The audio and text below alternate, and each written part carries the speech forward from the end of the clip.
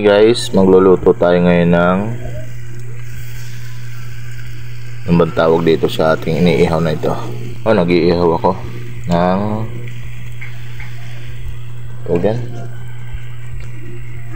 yung malambot na laman ng baboy. Ihawin ko lang yan. Yes, tamang baliktad. Then mamaya makikita nyo kung anong gagawin ko dyan pagkatapos kong ihawin. Yan guys, so luto na. Pinaliktad ko na. Parang dyan pa lang masarap na. Ano pa kaya? Yan guys, so ito na. Final countdown. Whoop.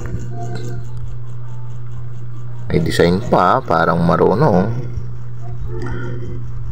May parang ano yari.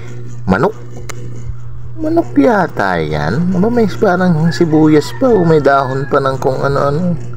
Yan ang arte. Hindi na lang ipahid ang ipahid sa mukha. Ay kung ano pang style na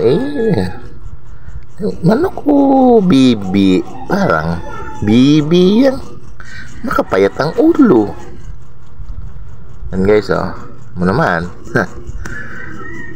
Sana yun yung nagustuhan. Yeah. Hitsura pa lang talaga naman na ang sarap magkulubong. Sabay takbo. Thank you.